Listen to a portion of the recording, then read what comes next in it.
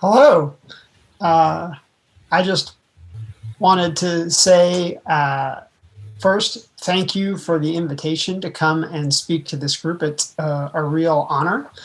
And I am going to be telling a story of my research today and in some ways the path I took in getting it. And the main theme of this path is going to be, if you find something interesting and you have a passion for it, then you need to try and pursue it, because that is going to lead to the most professional fulfillment that you're going to have. And if others disagree with you, but you know it's what you are interested in, then you should follow it.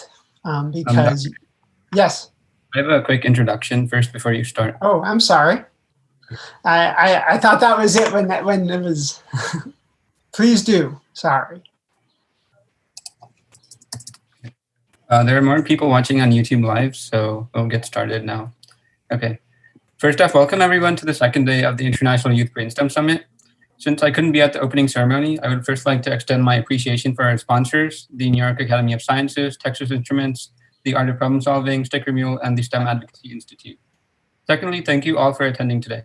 Today is the big day everyone has been waiting for, where you'll be presenting the projects you've all been working on so hard for the past few days. Additionally, thanks to our entire almost 40-person judging team and my fellow organizers of this event, who worked tirelessly behind the scenes to make this all happen. What excites you in science? Is it the prospect of discovering novel information about yourselves and your surroundings? Is it the ability to make a tangible, positive impact on people's lives? Or do you just enjoy the pure scientific process of making and testing hypotheses? Well, Dr. Adam Cassano will inspire you to do all of that and more.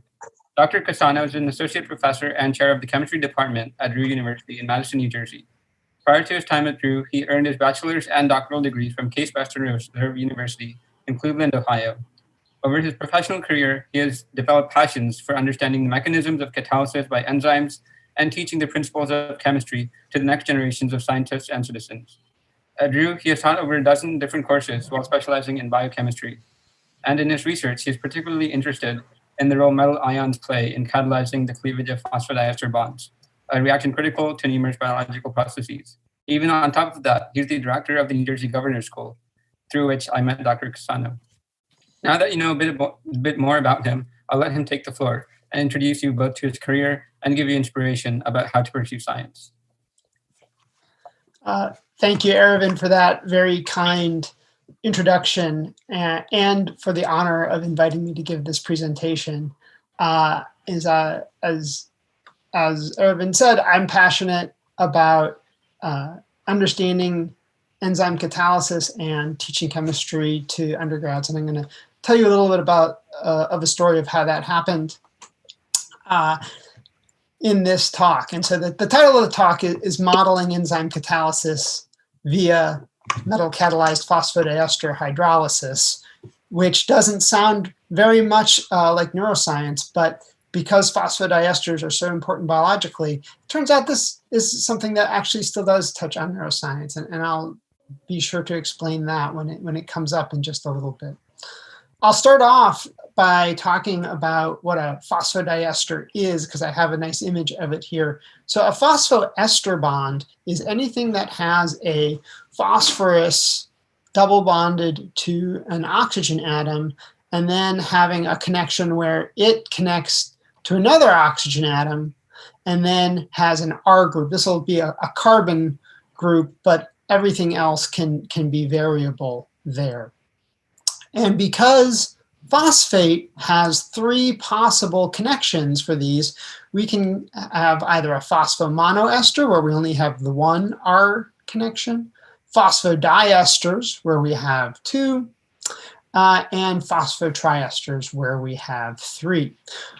One of the things that's very interesting about phosphodiesters is, even though it's kind of intermediate with the interactions, kinetically, it's the most stable, which means it hangs around for the longest period of time of all of these. As a result, these phosphodiester bonds are really useful in biology. They connect our genetic material, such as DNA, because they're very stable, and that's not something that we want to be breaking down. They're also very useful as signaling molecules, which I'll explain a little bit further why their chemistry makes them really good for signaling molecules coming up. So that's phosphodiesters.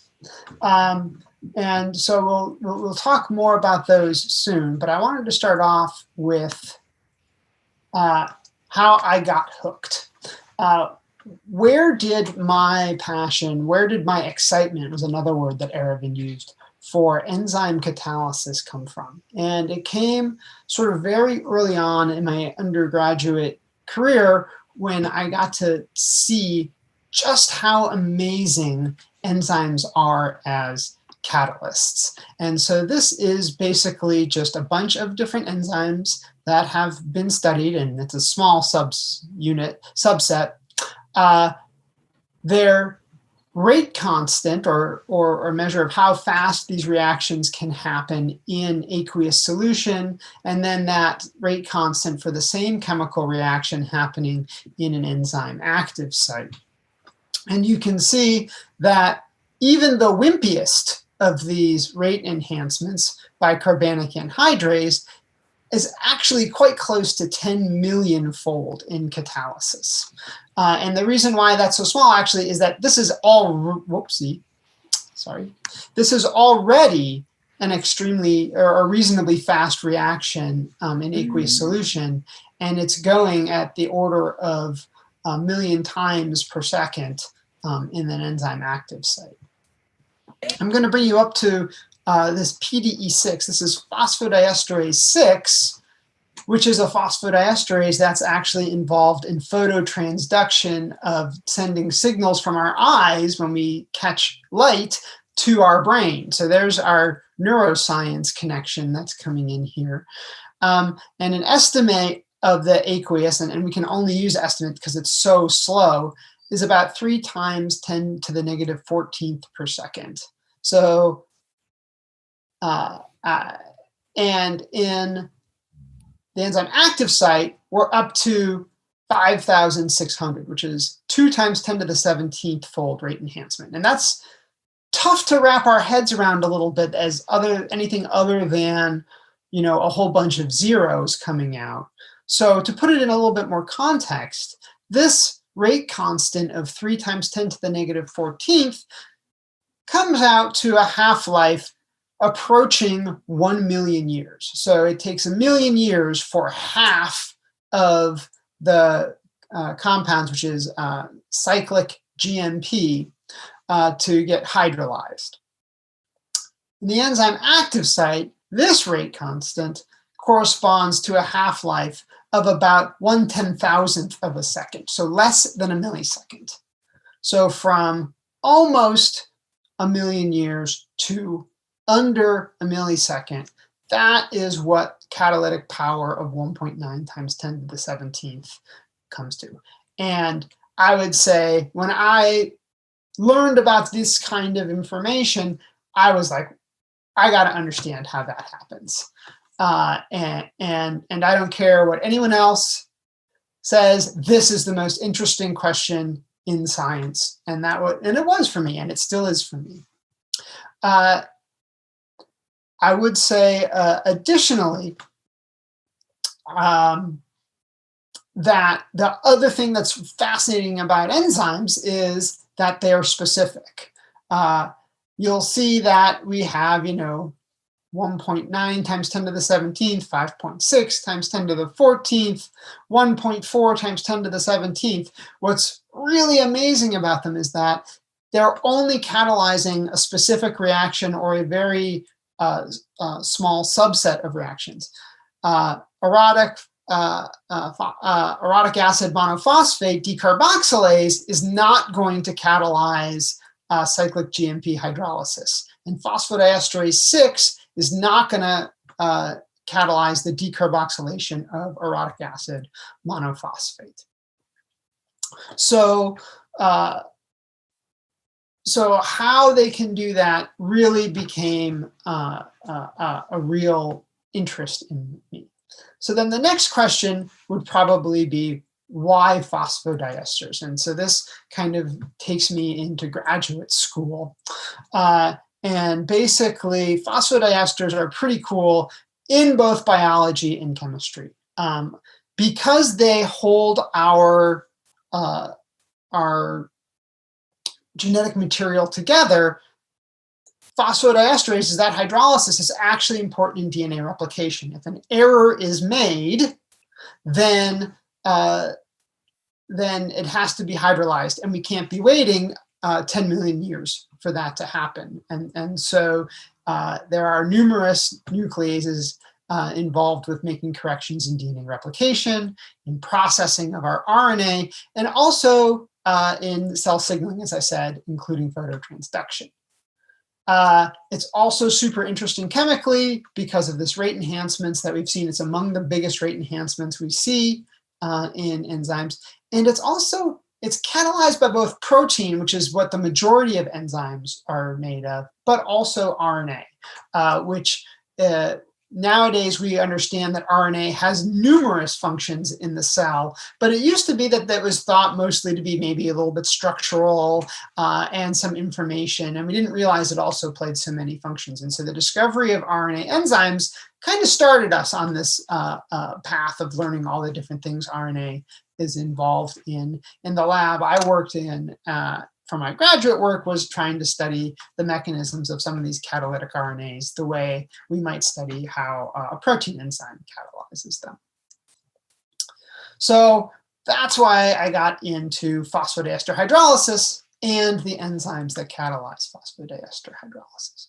So how do enzymes achieve catalysis? In some ways, the answer is disappointingly simple, but as with all things, we can say that the devil is in the details.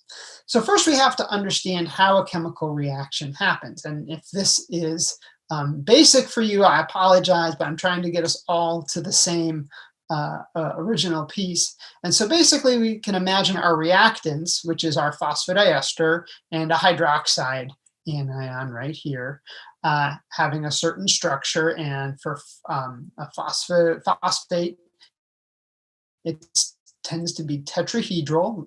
This is my attempt at a tetrahedron.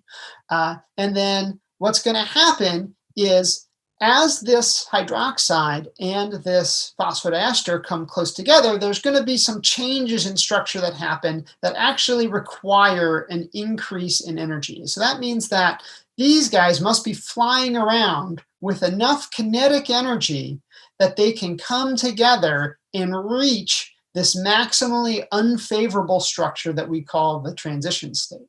And you'll notice it's not quite the same structure.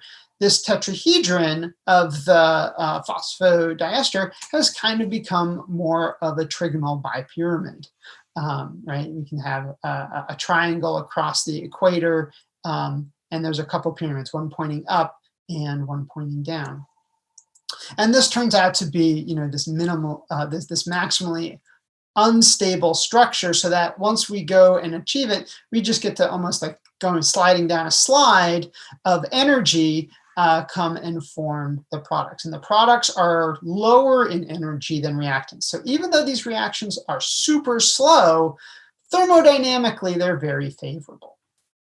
And this is why phosphodiesters are really good for signals, because the signal can hang around for a long time until we have an enzyme that breaks down our signaling molecule, and then that enzyme can break it down very quickly to the products, and we don't have to worry about the products coming back and reforming the reactants until we want them to. All right. So how do we make the reaction go faster? Well, all we have to do really is lower this energy barrier. If we make the difference in energy between the reactants in the transition state smaller, then more molecules have enough energy to achieve the transition state. More molecules will achieve that transition state per unit of time, and the reaction will proceed faster. And there's actually a nice equation that we have for this, that the rate constant in the aqueous solution divided by the kcat is going to be equal to e to the negative change in free energy of activation. So this from the reactant to the transition state, we call it the free energy of activation. And we can see that there is a difference in them. And so this delta delta G in that equation is referring to the difference between these two lines. For something like phosphodiesterase 6, where we had that 10 to the 1.9 times 10 to the 17th fold difference, that's about 99 kilojoules per mole. Putting this in the perspective of intermolecular forces, that's about somewhere in the neighborhood of 7 to 10 hydrogen bonds. And the key here is that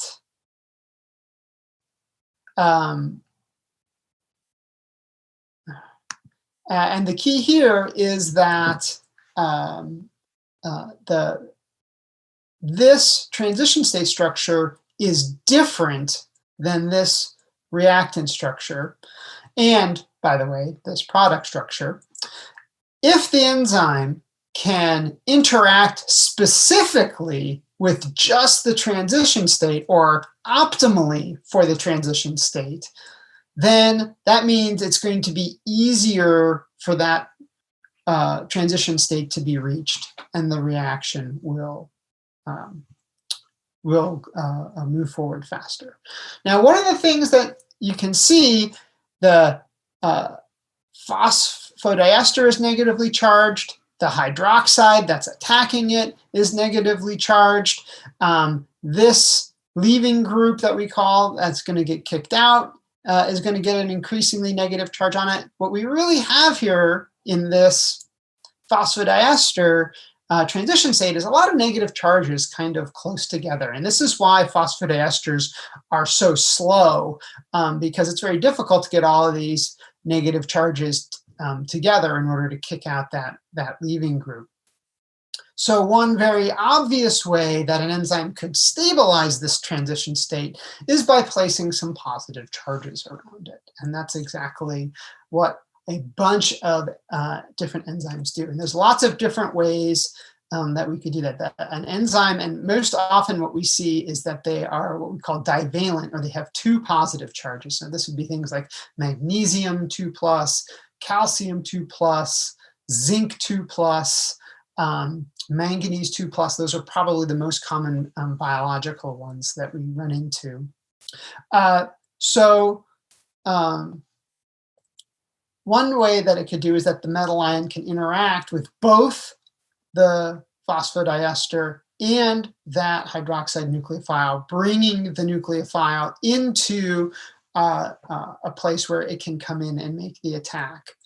Alternatively, it could interact with the leaving group such that when the hydroxide attack, the buildup of negative charge on this leaving group is stabilized by the metal ion. You could imagine that we might have two metal ions, one on the nucleophile and one on the leaving group, the part thing that's going away. And so nucleophile is maybe a new word for some of you. It's just as it sounds. A nucleophile is something that loves the nucleus. And so they are often negatively charged, but always have a nice free pair of electrons to come in and form a new bond. But when that new bond forms, we're going to have to bust off another bond. And that's what's the leaving group, is the part that's leaving. Another thing we could do if we had two metals is we could imagine two metals sort of both trying to activate the leaving group. So these are called Lewis acid mechanisms because the positive charge is interacting directly with these negative, with these electron groups.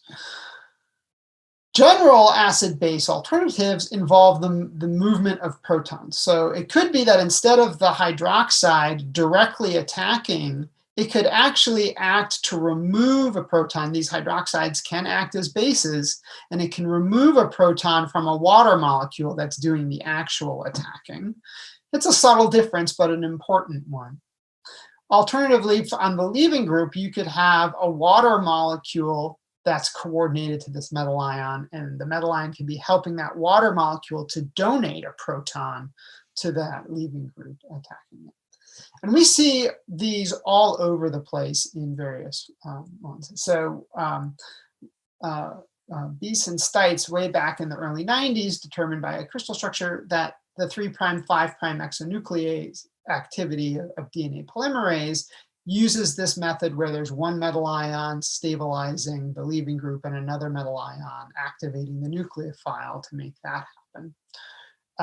Phosphodiesterase 4, which has a lot of evolutionary relationship to phosphodiesterase 6, has this one where 2 metal ions are interacting with the nucleophile, both of them activating the nucleophile for attack. And then a different part of the enzyme is activating the leaving group. EcoR5, which is a restriction enzyme, has a situation where it has a water molecule coordinated to a metal ion, providing a hydrogen bond donor to that leaving group. And I keep accidentally clicking my mouse, I apologize. But it actually has a second metal ion that's acting in this direction where it's activating the nucleophile. So these are all various mechanisms of metal ions that are used by enzymes, but of course they're not the only thing that's used by enzymes. The enzymes have lots of other pieces to their active sites to help catalyze these reactions to get these amazing possibilities. So I'm going to get into this slide in a bit. One quick aside here is now we're going to vary a little bit from where I was working on my thinking about graduate career and catalytic RNA to where I am now at Drew University. And that happened because as I was a grad student, I had the opportunity to teach a biology lab, and I took advantage of that. And I found that every week, as much as my research was interesting to me and I enjoyed doing it and thinking about it, the fastest 3 hours of my week every week was those 3 hours I spent teaching lab. It just felt like I blinked and it was gone. And even though I was doing it extra outside of my long research hours, it was never a burden. I was always looking forward to it. I always felt energized after it. And I thought, maybe my brain is trying to tell me something here that I really enjoy teaching and working with students and going in that direction.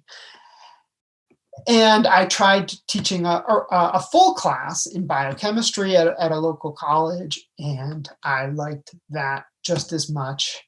And so I realized that when I graduated, I didn't want to give up research, but I wanted to make sure that teaching was going to be a big part of my job. And so I applied to Drew University, which is an institution where I would be working mostly with teaching undergraduates, still doing research, but that research would be about teaching undergraduates how to do research. And it was absolutely the right choice. I look forward to going to work every single day, and I get to meet a brilliant young minds every year. And so even though when I first said that to some of my mentors when I was in graduate school, they looked at me kind of funny. They said, well, you could probably have a really good career in research. And I said, yeah, but I really love teaching. And it was definitely the right choice for me. Now, the one thing about working at Drew is that it's not always easy to have the same kind of budgets. And it turned out that my interests and the questions that I wanted to ask might be a little bit more suited, actually, to a place like Drew. Because one thing that we can think about is that enzymes are big and complicated. So we can think about all of these possibilities, and we might imagine, okay, what happens if we just remove this metal ion? If we want to know how much a metal ion is contributing to a reaction, we could imagine removing that metal ion and seeing what happens. But enzymes are big and complicated. This is phosphodiesterase 4, and there's its product hanging out there, really tiny in there. And if you look closely, there's a couple of metal ions involved. And you can't just remove or replace a metal ion and assume that you aren't only changing that part of the active site, because these metal ions are often important for holding the entire structure of the active site together. And so you can't really differentiate between the catalytic effect of that metal ion and the structural effect of that metal ion.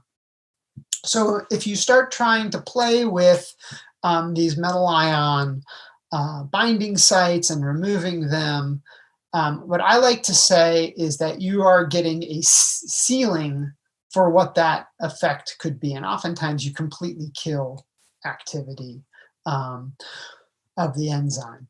So so I said, you know what? Let's get a different number than the ceiling. Let's get the basement, right? What's the minimum possible effect that these metal ions could have? And that minimal effect that these ions can have is going to be the effect that they have in aqueous solution.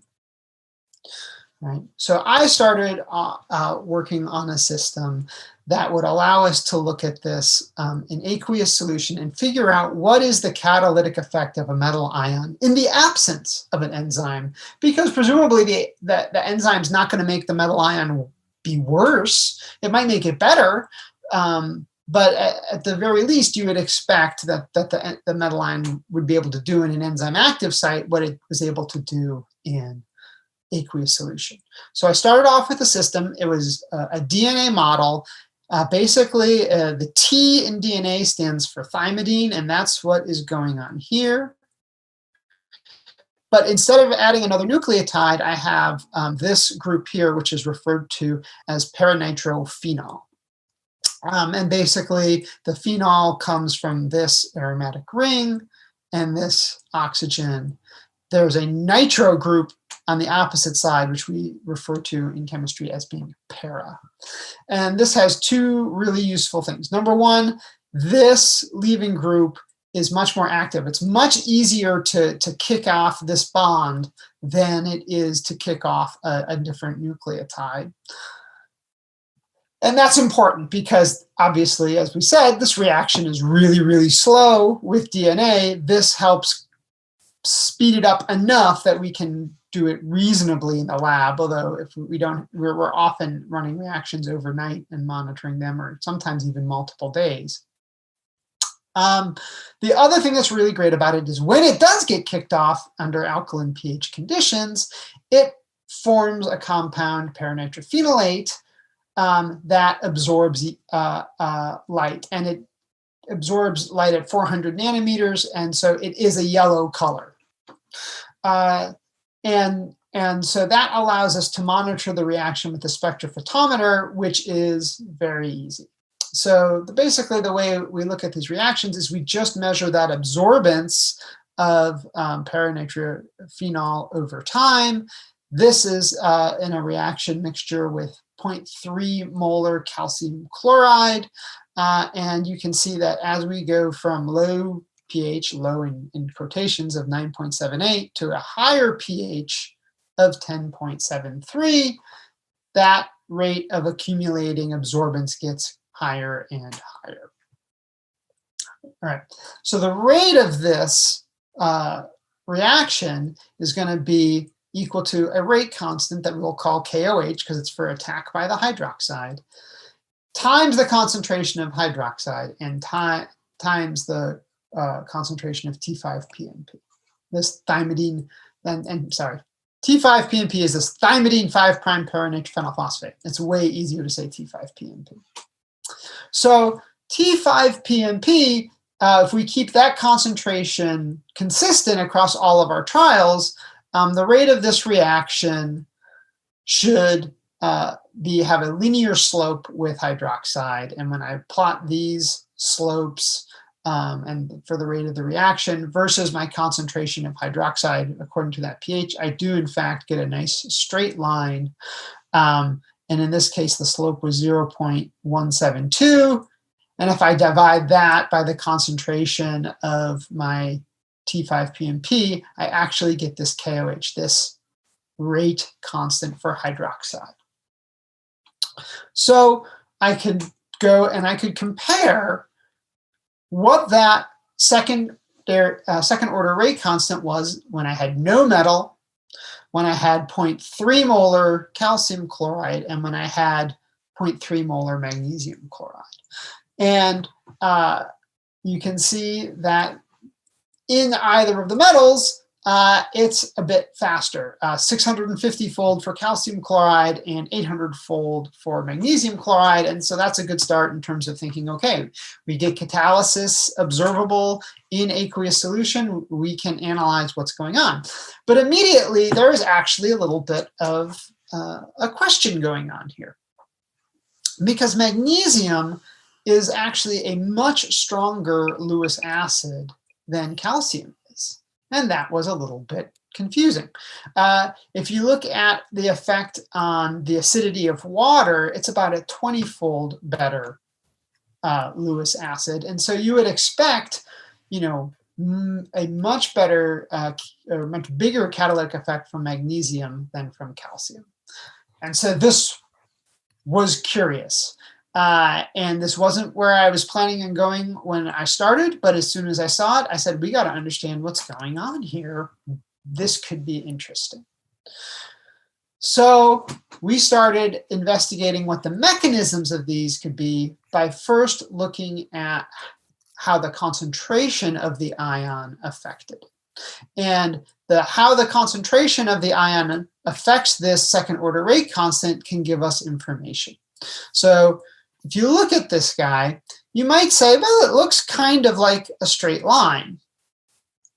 And if that was the case, what we would say is that what happens is that the magnesium ion interacts with the hydroxide. And that hydroxide can attack, but now instead of being negatively charged, net, when you consider the magnesium with it, it's actually kind of could be considered a positive charge. And so that may allow for the T5-PNP to come closer and to get attack.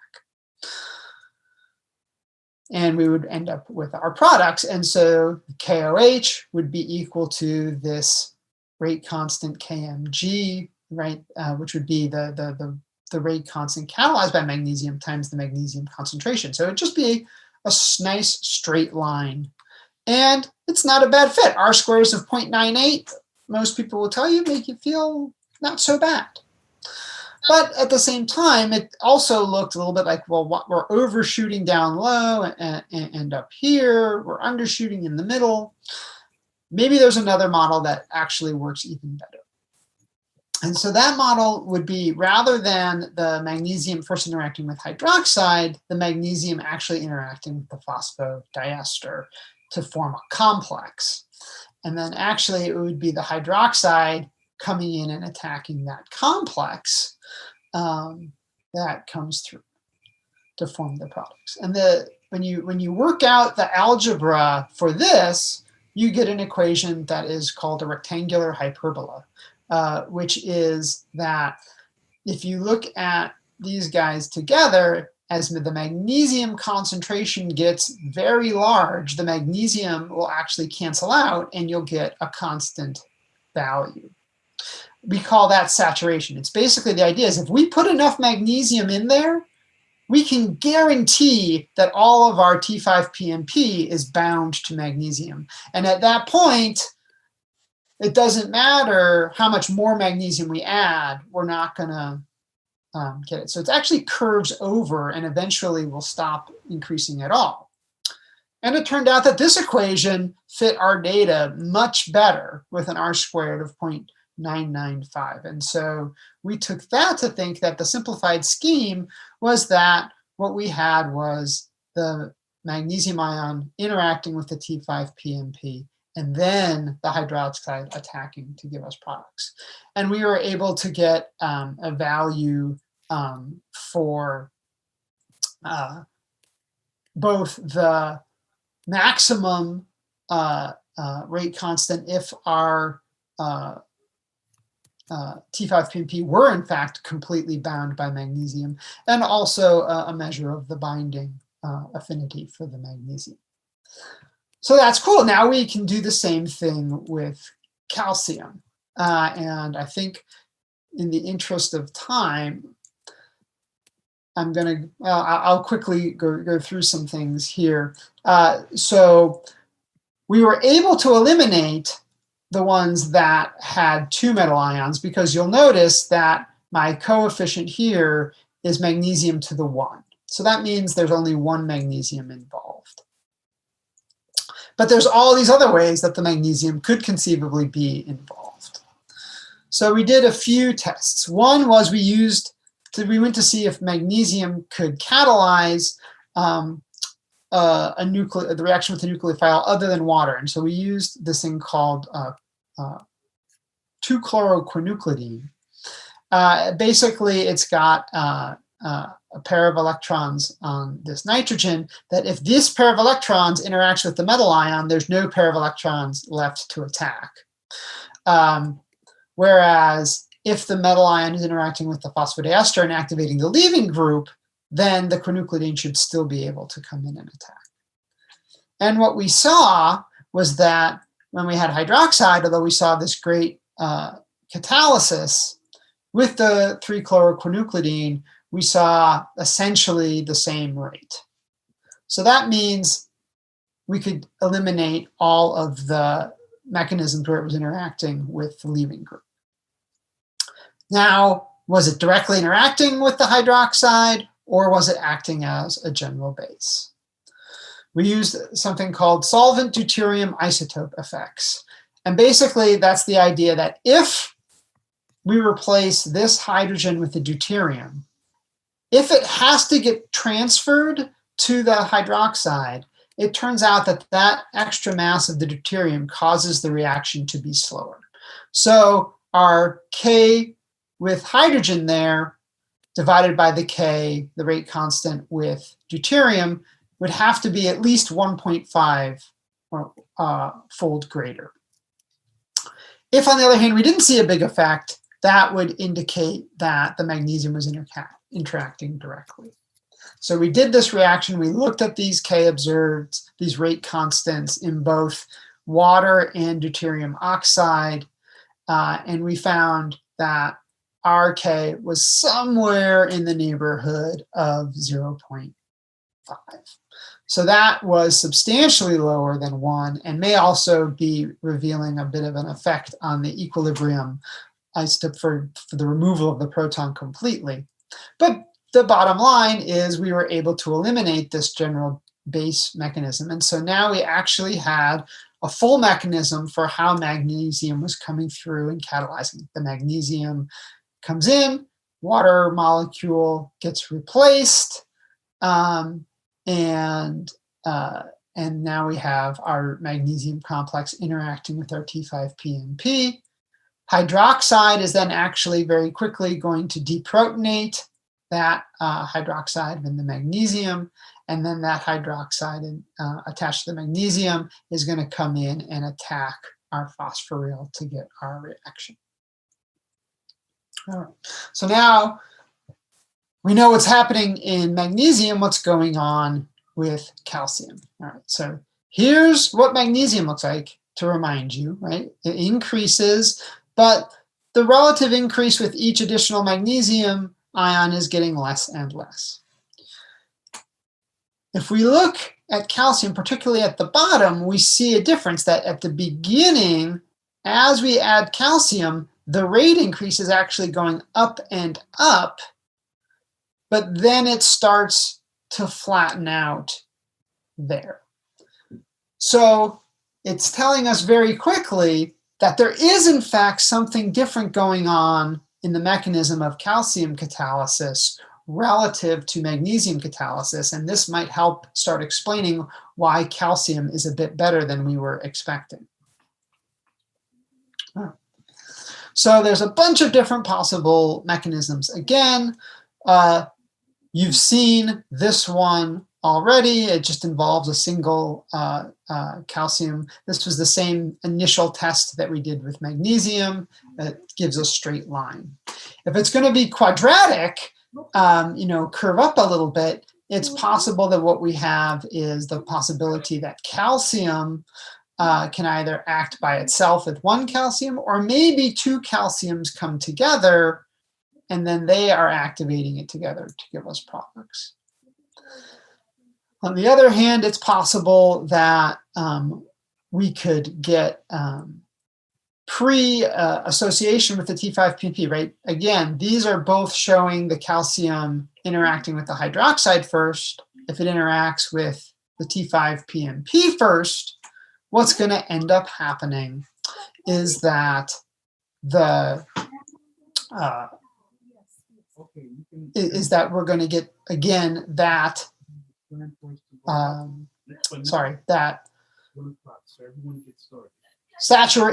saturation.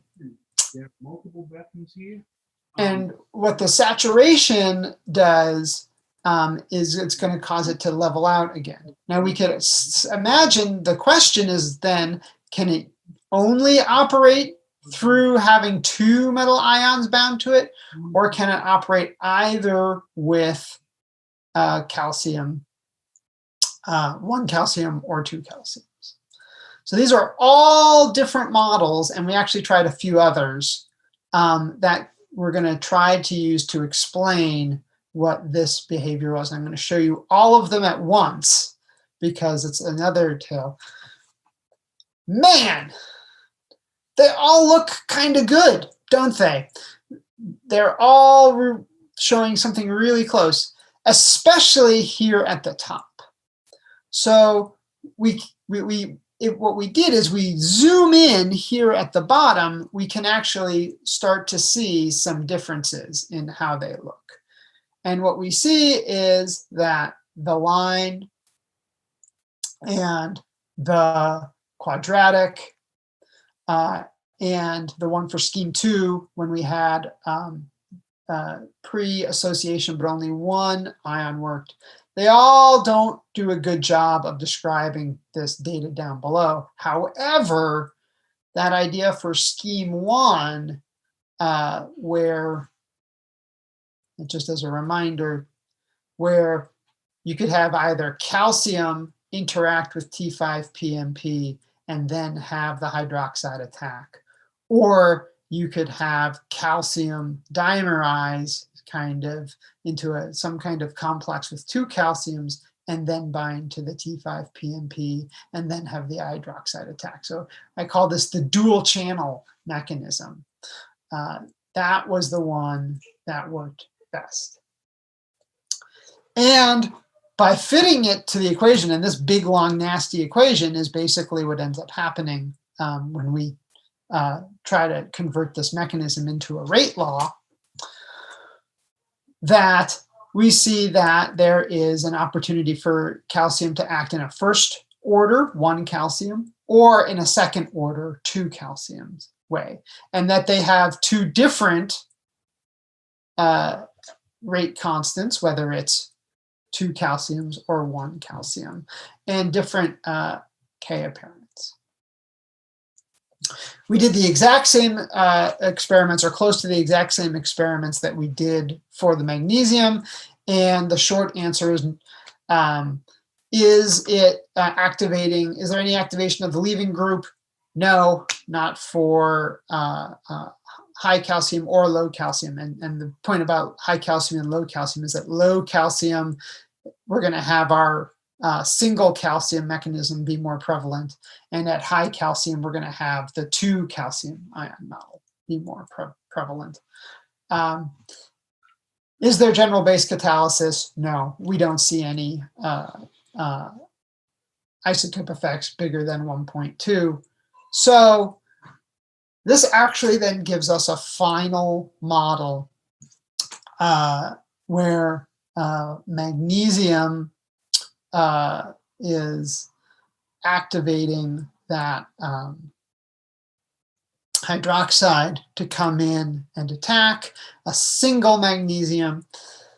With calcium, we can either have one, or we can also have this alternative model where two calciums come together and allow for attack. And this also then helps us explain our observation from the beginning, where calcium was able to work almost as well as magnesium in a way that was surprising.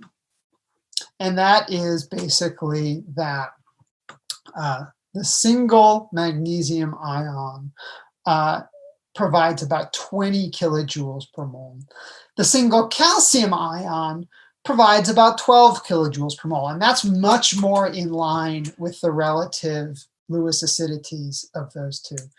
But calcium has this additional channel of catalysis where two calciums can help stabilize that transition state through activating the nucleophile. And that leads to a level of stabilization that's close to the magnesium. So it's kind of, why did we see calcium work almost as well? It's because two calciums are about as good as one magnesium. And thinking back to phosphodiesterase 6 and phosphodiesterase 4, where there were two metal ions activating that nucleophile, we have a basement of somewhere, if we want to think about it as two calciums, that's actually not calcium in that enzyme. It tends to be magnesiums and zincs. So maybe if we think that a second magnesium ion would add again half as much, maybe we're talking about 30 kilojoules per mole. It's not nearly 100 kilojoules per mole, but it's actually a pretty sizable chunk. And again, as I said, the enzyme active sites can improve this operation of these metal ions, and they also have lots of other pieces that they're doing. But this gives us sort of a basement or a range, a way to think about how much of that catalytic power is being contributed by these metal ions. And so I'm going to actually, I had a whole other story in my head about calcium catalyzing RNA cleavage that I think would take too long to go through in detail. The one thing I will point out that's kind of cool about it is that this is calcium catalyzing the RNA cleavage reaction. And what we see is there's only one calcium involved. Whereas for the T5PMP, we had that dual change. So it's very different calcium catalyzing RNA than it is calcium catalyzing T5PMP.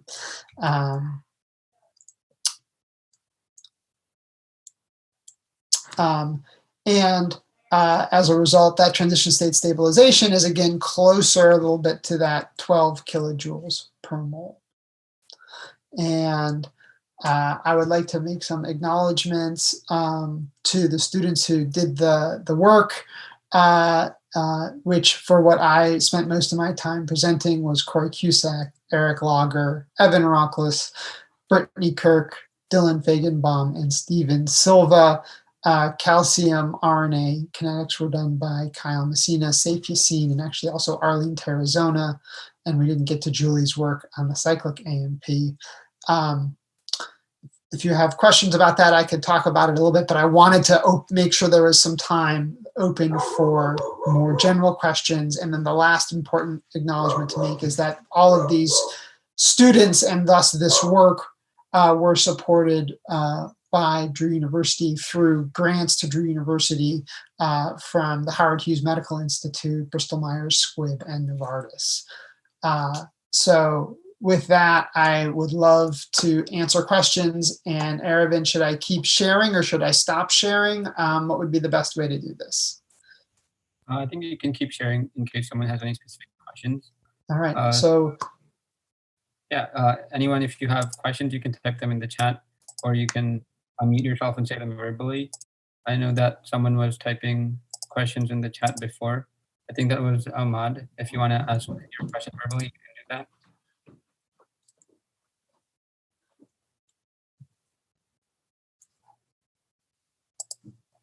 Or does anyone else have any questions meanwhile? If Ahmad can't unmute his mic, you can probably ask a question for him.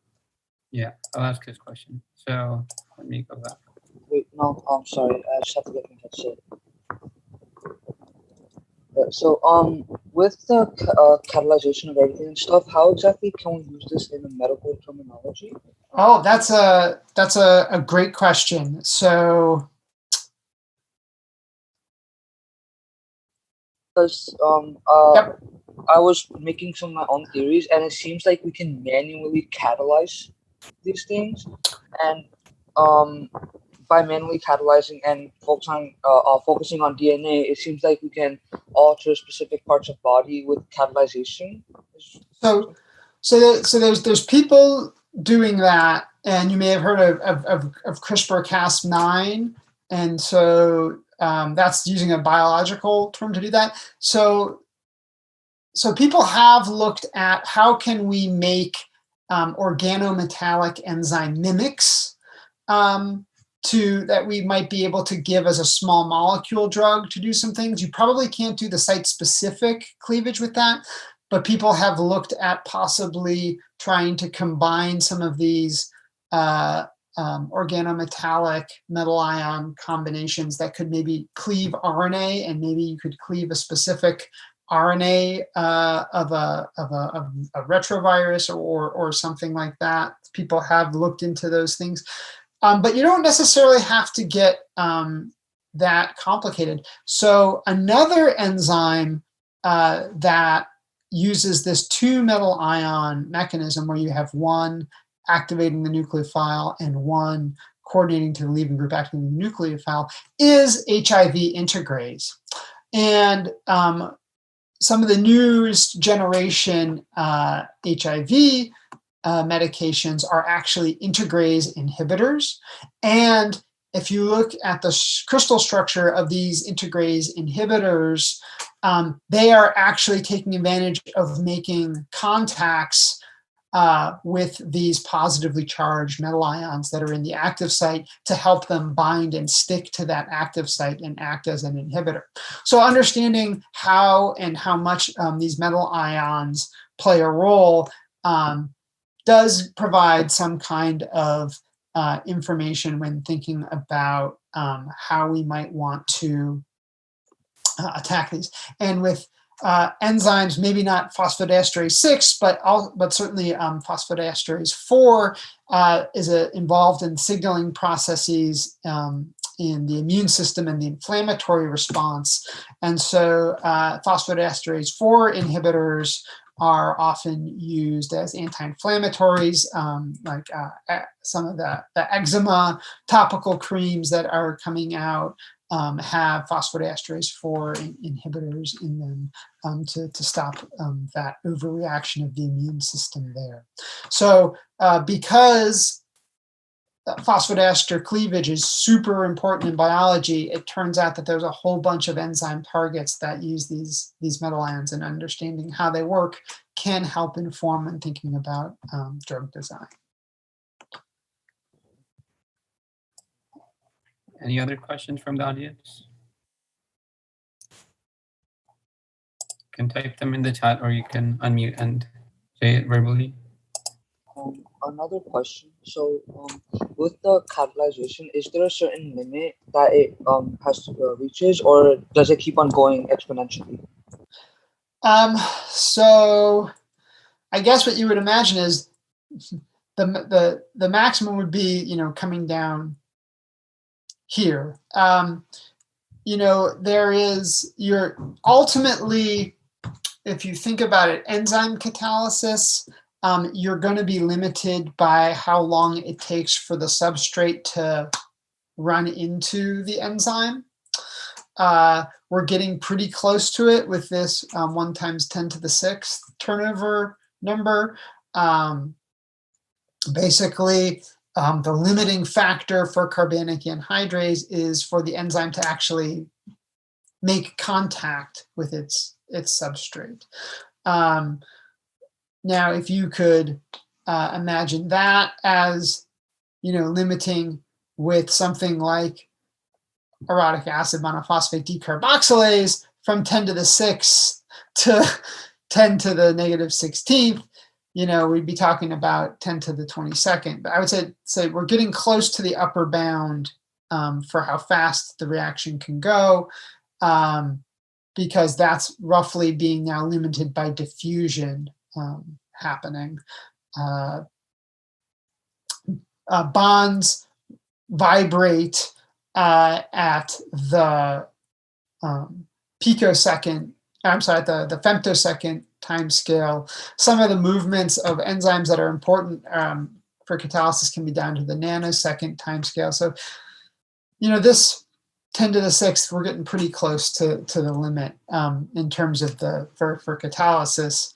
But in terms of the fold catalysis, the rate enhancement, that's also going to depend on how fast the reaction is to start.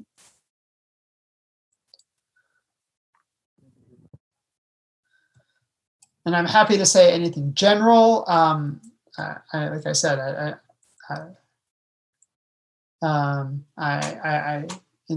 if you just want to understand what's going on with activation energies and transition states.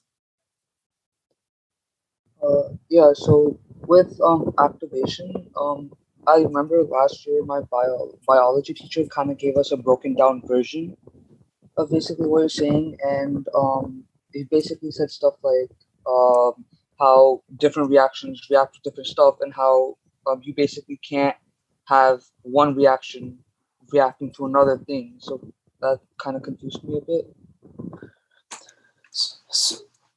So it sounds maybe like it's this idea of specificity. So I could actually very easily imagine how I can get 10 to the 17th rate enhancement for this reaction. I'll just throw it into the corona of the sun, which is, at millions of degrees Kelvin. Then yes, that reaction is going to go super fast. Actually, lots of reactions are going to go super fast. That reaction is just going to go bursting all over the place. So maybe we don't need to think about it being that hot. Maybe we want to just think about it being, in boiling water, or maybe even water under pressure so that it's boiling at a higher temperature. We can increase the temperature, and we can increase the rates of all of these reactions very simply. But if we only want to increase the reaction of one reaction in the cell, right, at a time, then we need to go back to lowering that activation energy for that one specific reaction, so that we don't go and catalyze all these other reactions at the same time. This also means that we can turn it on and off. When an enzyme is activated, it catalyzes the reaction, but then the enzyme can get turned off by other things in the cell, and it stops catalyzing the reaction if we don't want that reaction to happen.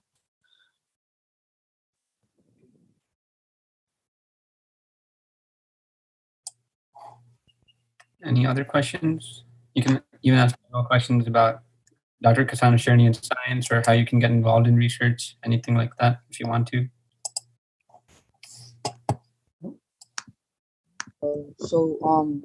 As a high school sophomore, how am I able to get involved in science and like STEM fields regarding this catalyzation of enzymes and stuff? So I would say that lots of states are looking to bring research experiences to students at a younger and younger age. It used to be that you had to wait until graduate school to start doing research, and then there would maybe be a select few of undergraduates who would get to do research. Now, undergraduate research, everyone wants to be able to work with undergraduates and get started. And more and more now, there's now some opportunities out there for high school students. I would look at opportunities that might be institutions near you, or there may be programs by your state or nation that is involved with trying to connect interested students with interested research mentors in order to be able to get them started working.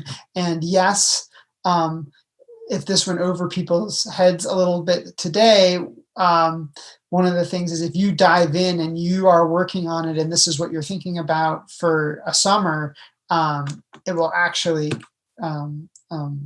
make way more sense, and things that you struggle with and you think you will never understand will become easy by the end of those 8 weeks. So I would look towards institutions directly, but also towards various programs supported or advertised by government.